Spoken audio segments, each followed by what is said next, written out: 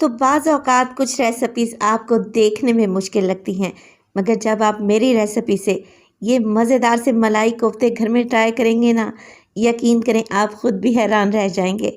बिस्मिल्लाहिर्रहमानिर्रहीम। अस्सलाम वालेकुम। खुश रहें, आबाद रहें, जहाँ भी रहें, हैप्पी रहें और हेल्दी रहें। तो मैं हूँ फ़ाइज़ा और वेलकम करती हूँ आपको चटपटे पकवान में। आज बनाएंगे जी मलाई कोफ्ता की रेसिपी। नरम जूसी कोफ्ते मलाई में डूबे हुए, एकदम शानदार। और मज़े की बात तो ये कि आप ये कोफ्ते बनाकर फ्रीज़ कर सकते हैं 1 से 1.5 माह के लिए। रेसिपी को एंड तक देखें, अच्छी लगे लाइक कर दें और चटपटे पकवान को सब्सक्राइब भी कर लें। तो चलें जल्दी से फिर रेसिपी स्टार्ट कर लेते हैं। तो मज़ेदार से जूसी सॉफ्ट मलाई कोफ्ता बनाने के लिए सबसे पहले तो ले लिया है मैंने चिकन मैं बोनलेस इस्तेमाल कर रही हूँ और आधा किलो के करीब है। छोटी छोटी बोटियाँ मैंने इसकी काट ली हैं। चलें जी, चिकन में शामिल करेंगे एक मीडियम साइज़ की प्याज, जिसे आप लोगों ने चॉप करके डाल देना है। 1/2 टेबल स्पून इसमें डालने लगी हूँ अदरक और लहसुन का पेस्ट। इसके अलावा डालूंगी नमक तकरीबन 1/2 टी स्पून। इसमें शामिल करेंगे मोटी कुटी हुई लाल मिर्च 1/2 टी स्पून और इसमें डलेगी काली मिर्च तकरीबन 1/4 टीस्पून। 1 टीस्पून डालेंगे ज़ीरा पाउडर और इसमें शामिल हो जाएगी 1 अदद हरी मिर्च। तो मैं यहाँ पर 1 हरी मिर्च का इस्तेमाल कर रही हूँ। आप लोग ज़्यादा तीखा खाते हैं तो हरी मिर्च की क्वांटिटी को बढ़ा भी सकते हैं। 1 टेबल स्पून डालेंगे इसमें गाढ़ा दही, जिससे सॉफ्ट और जूसी कोफ्ते तैयार होंगे इंशाल्लाह। और 1 टेबल स्पून इसमें डालेंगे क्रीम। टेट्रा पैक की क्रीम ले लें, ऑल पर्स या फिर मिल्क पैक कोई भी इस्तेमाल कर सकते हैं। अगर आप लोग सोच रहे हैं कि घरवाली बालाई डालेंगे तो इस रेसिपी में घरवाली बालाई का कोई भी काम नहीं है। 2 ब्रेड के स्लाइस ले लें और मोटा मोटा सा आप लोगों ने इन्हें तोड़कर शामिल कर देना है। इसके अलावा डालेंगे 4 से 5 टेबल स्पून धनिया। फ्रेश धनिया लें और मोटा मोटा सा काट कर डाल दें। चलें जी, ये सारी चीज़ें आप एक मिक्सी में डालें या फिर चॉपर में और इन सब चीज़ों का फाइन पेस्ट बना लें। कोफ्तों के लिए चिकन एकदम तैयार है। अब कोफ्ते बनाना स्टार्ट करते हैं। यहाँ पर मैंने ऑयल की मदद से हाथों को ग्रीस कर लिया है और मैं थोड़े बड़े साइज़ के कोफ्ते बनाने लगी हूँ। आप साइज़ अपनी मर्ज़ी के मुताबिक एडजस्ट कर लीजिएगा। ये देखें, कोफ्ते इस तरीके से बनाएं कि इसमें एक भी क्रैक नहीं रहना चाहिए। सारे कोफ्ते मैं बनाकर तैयार कर लूँगी और तकरीबन आधा किलो चिकन से मैंने बड़े साइज़ के 12 कोफ्ते बनाए हैं और एक छोटू सा कोफ्ता ये देखें, ये भी है जो 13वां कोफ्ता है। चलें जी, कोफ्ते बना लिए हैं तो अब टाइम आता है इन्हें फ्राई करने का। एक कढ़ाई में डालूंगी 1 कप के बराबर ऑयल और ऑयल में शामिल करेंगे कोफ्ते। आधे एक टाइम पे फ्राई कर लें और आधे आप लोगों ने बाद में फ्राई करने हैं। एक ही टाइम पर कढ़ाई को ओवरलोड नहीं कर लेना। फ्लेम को मीडियम टू लो रखें और इस तरीके से कोफ्तों के ऊपर ऑयल को उछालें। 1 से 2 मिनट के लिए एक साइड से पकने दें और फिर साइड को चेंज कर लें। माशाल्लाह से ये कोफ्ते बिल्कुल भी नहीं टूटेंगे और एकदम सॉफ्ट और मज़े के बनेंगे। आप लोग देख रहे हैं ऑयल ज़रा बराबर भी गंदा नहीं हुआ और माशाल्लाह से कितने स्मूथ से हमारे कोफ्ते तैयार हो रहे हैं। दोनों साइड से लाइट सा गोल्डन कलर आ जाए तो आप इन्हें निकाल लें। 3 से 4 मिनट के लिए फ्राई करें। तो सारे कोफ्ते मैंने निकाल लिए हैं फ्राई करके और इसी स्टेज पर आप ये नरम जूसी से सॉफ्ट से कोफ्ते फ्रीज़ कर सकते हैं। किसी ज़िप-लॉक बैग में डालकर रखें या एयर टाइट कंटेनर में। 1 से 1.5 माह के लिए बिल्कुल भी ख़राब नहीं होंगे इंशाअल्लाह ताला। अब उसी बचे हुए ऑयल में मैंने डाल दिए हैं 2 मीडियम साइज़ के प्याज रफली काट कर और 2 से 3 हरी मिर्चें जो ज़्यादा कड़वी नहीं हैं। 4 से 5 बादाम और 4 से 5 काजू ले लिए हैं मैंने। आप दोनों में से कोई एक चीज़ भी ले सकते हैं। गर्म पानी में मैंने इन्हें भिगो कर रखा और छिलका रिमूव करने के बाद मैंने इन्हें प्याज और हरी मिर्च के साथ डाल दिया। तो इन सब चीज़ों को आप लोगों ने 2 से 3 मिनट के लिए ही फ्राई करना है। ज़्यादा गोल्डन कलर नहीं देंगे प्याज को, क्योंकि हमने वाइट ग्रेवी बनानी है। हल्के से ये गुलाबी पड़ने लगे तो आप इन्हें छान लें। थोड़ा सा पानी डालें मिक्सी जार में और इन सब चीज़ों का फाइन पेस्ट बना लें। बचे हुए ऑयल में शामिल करूंगी मैं तकरीबन 3 से 4 हरी इलायची और इसमें डालेंगे अदरक लहसुन का पेस्ट। हाफ टेबल स्पून और इसे 1 मिनट के लिए फ्राई कर लेंगे। तो इसी स्टेज पर मैं आप लोगों की याद दहानी कराती चलूं, अगर तो आप लोगों ने चैनल को सब्सक्राइब नहीं किया प्लीज़ चैनल को सब्सक्राइब कर लें और वीडियो को भी लाइक कर दिया करें। अल्लाह ताला आप सबको खुश रखे। लहसुन भुन जाए तो इसमें डालें पेस्ट जो कि हमने बना कर रखा हुआ था, हरी मिर्च, प्याज और ड्राई फ्रूट्स का। इसके साथ ही मिक्सी जार में 2 से 3 घूंट पानी डालूंगी और खंगाल कर डाल दूंगी ताकि कोई भी चीज़ ज़ाया ना हो। मिक्स करेंगे और इसी स्टेज पर मैं इसमें डालूंगी कुछ मसाले। तो नमक डालूंगी मैं इसमें तकरीबन हाफ़ टी स्पून, आप अपने टेस्ट के मुताबिक डालें। ज़ीरा पाउडर डलेगा इसमें 1 टीस्पून।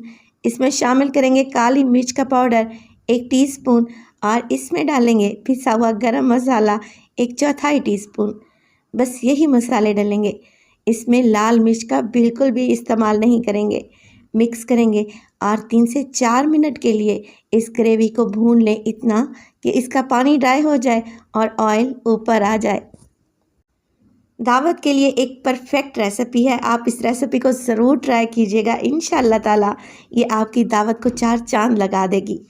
जैसे ही मसाला भुन गया मैंने इसमें डाली दही, तकरीबन आधा कप के बराबर। फेंट कर डालें और जल्दी जल्दी से मिक्सिंग कर लें। और दही डालने के बाद अब हमने इसमें शामिल करने हैं कोफ्ते। कोफ्ते हमने हाफ डन करके रखे हुए थे, ये कम्प्लीटली कुक नहीं थे, अंदर से कच्चे हैं, तो हम इसे दही के पानी में पकाएंगे। दही अपना पानी छोड़ेगी जिससे ये चिकन के कोफ्ते बहुत ही सॉफ्ट और जूसी बनेंगे। कोफ्ते डालें और कवर लगाकर 10 मिनट के लिए छोड़ दें, बिल्कुल दम वाली फ्लेम पे, ताकि कोफ्ते के अंदर तक टेस्ट जाए। और माशाल्लाह से 10 मिनट के बाद आप लोग देखें कि ऑयल ऊपर तैर रहा है और दही का पानी भी ड्राई हो चुका है। अब मलाई कोफ्ता बना रहे हैं तो इसमें डलेगी आखिर में क्रीम। 6 टेबलस्पून डालने लगी हूँ। क्रीम डालेंगे और एक साइड से स्पैचुला को लेकर जाएं और इसे अच्छे तरीके से मिक्स कर लें ताकि कोफ्ते की शेप ख़राब ना हो। 3 से 4 मिनट के लिए मज़ीद पकाएंगे या फिर जितनी ग्रेवी आप लोग रखना पसंद करते हैं। चलें जी, बेहतरीन से हमारे मलाई कोफ्ता एकदम तैयार हैं। इस पर डालेंगे बारीक कटा हुआ हरा धनिया, बारीक कटी हुई हरी मिर्चें और इसमें डालेंगे एंड में 1 टीस्पून के करीब कसूरी मेथी। हाथों की मदद से मसल कर डाल दें। तो माशाल्लाह से देखें, लग रहे हैं ना टेस्टी, एकदम परफेक्ट मलाई कोफ्ता तैयार हुआ है। और आप इनकी लुक देखें, देखने वाला देखता ही रह जाएगा और जब खाएगा आपकी तारीफ़ किए बिना रह नहीं पाएगा। तो रेसिपी को ज़रूर ट्राई करें। रेसिपी अच्छी लगे लाइक कर दें और चटपटे पकवान को सब्सक्राइब भी कर लें। आखिर में गार्निश करेंगे इसे क्रीम के साथ, हरे धनिया के साथ और बारीक कटी हुई हरी मिर्चों के साथ। मैं आपको काट कर दिखाती हूँ कि ये कितने सॉफ्ट और जूसी बने हैं। तो रेसिपी को ट्राई करें और अपना फीडबैक दें कि आपको मेरी रेसिपीज़ कैसी लग रही हैं। रेसिपी अच्छी लगे लाइक कर दें, चटपटे पकवान को सब्सक्राइब कर लें और अपने फैमिली और फ्रेंड्स में भी शेयर किया करें। अपना बहुत सारा ख्याल रखिएगा। फ़ाइज़ा को भी अपनी दुआओं में याद रखिएगा। मुझे दीजिए इजाज़त, टिल देन अल्लाह निगहबान। खुशबू ऐसी कि दूर दूर तक फैल जाए और जायका ऐसा कि आपके मुंह से ना जाए।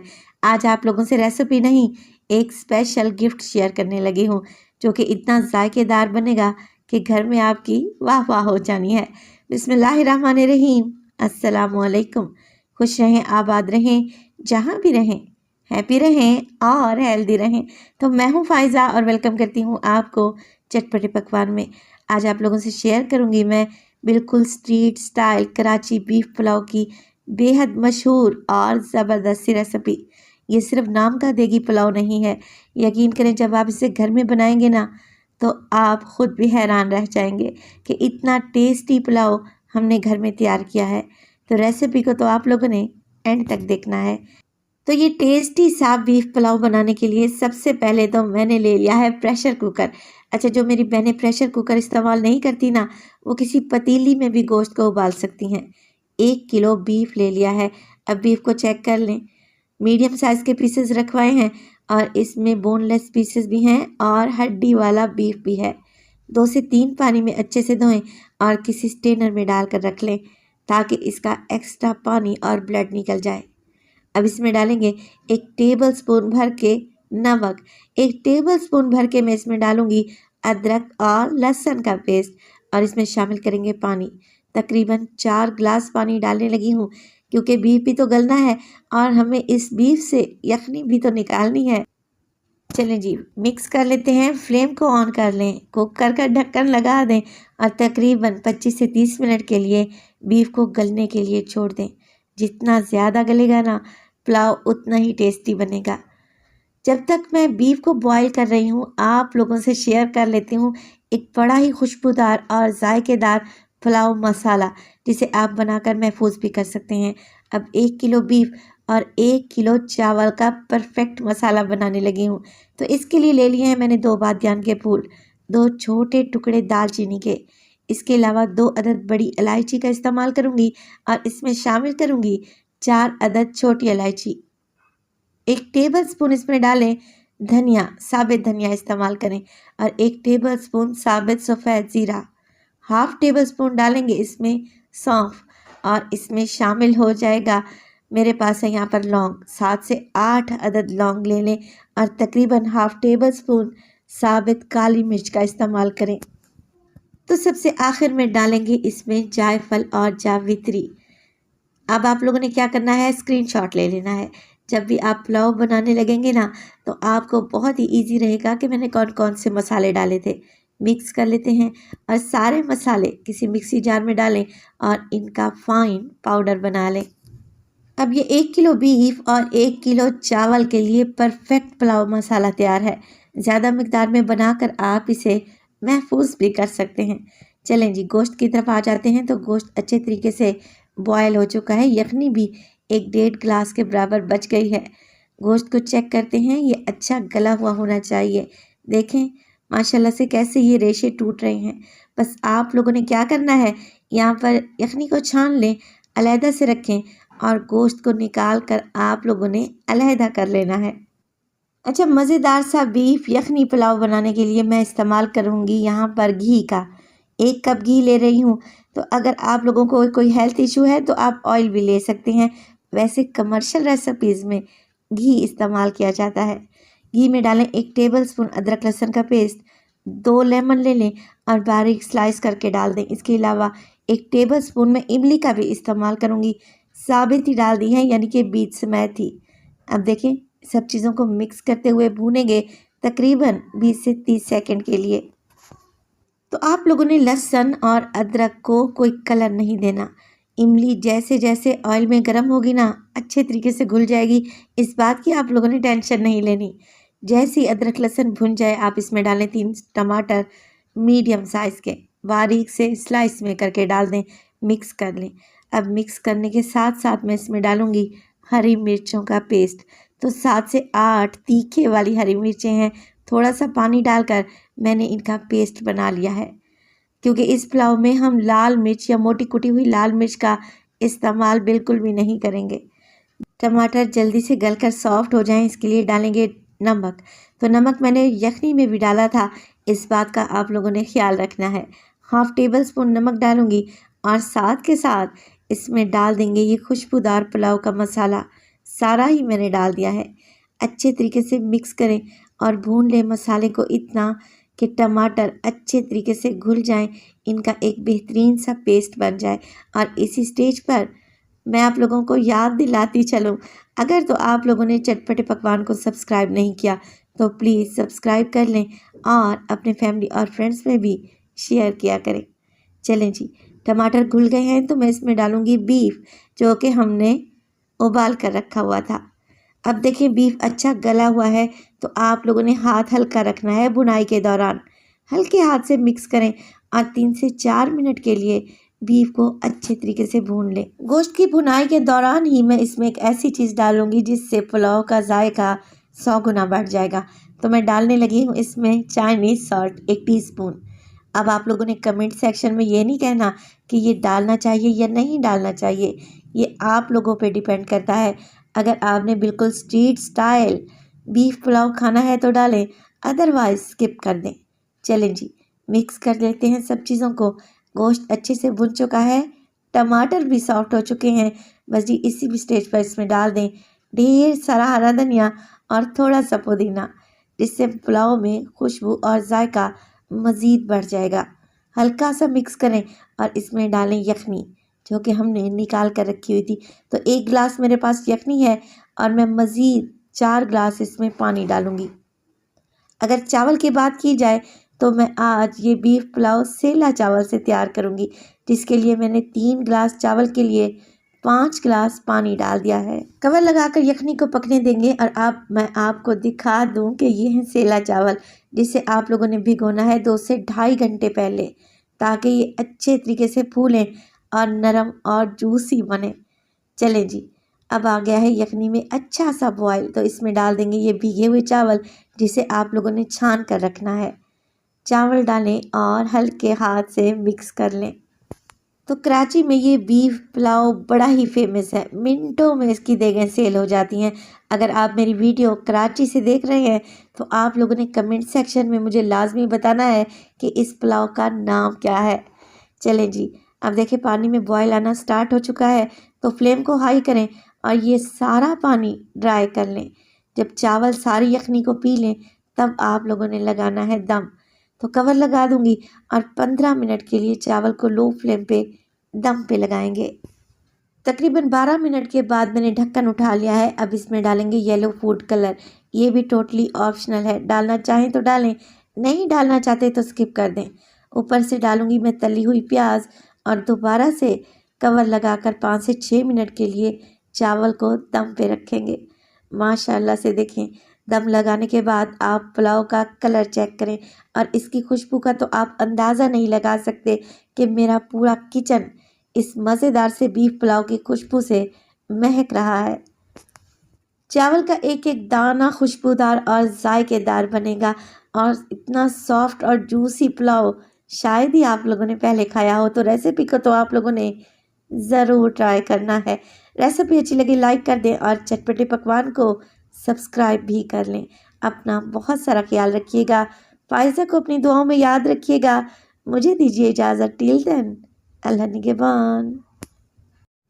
आज चटपटे पकवान में आप लोगों से शेयर करने लगी हूँ सिर्फ़ और सिर्फ आधा किलो कीमे से बनाएंगे मज़ेदार से चिकन चीज़ तंदूरी कबाब।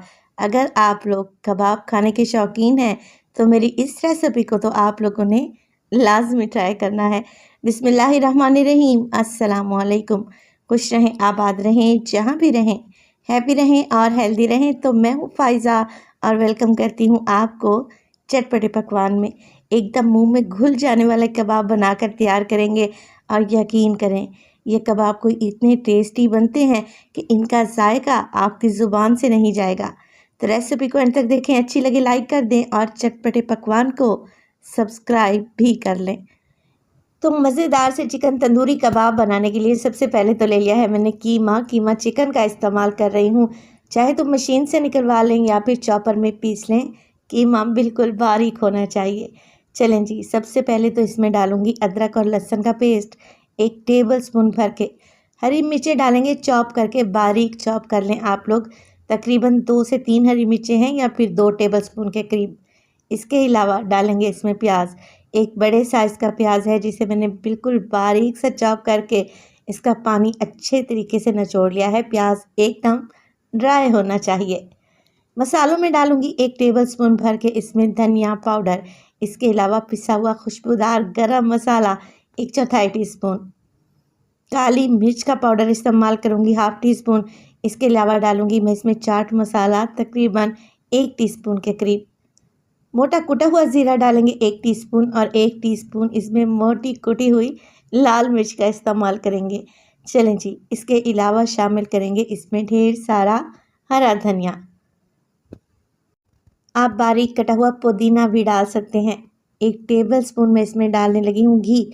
आप लोग मक्खन का भी इस्तेमाल कर सकते हैं, इससे कबाब में बड़ा ही रिच फ्लेवर आएगा। इसके अलावा बाइंडिंग के लिए मैं डालूंगी 2 टेबलस्पून के करीब मैदा और 2 टेबलस्पून कॉर्नफ्लोर।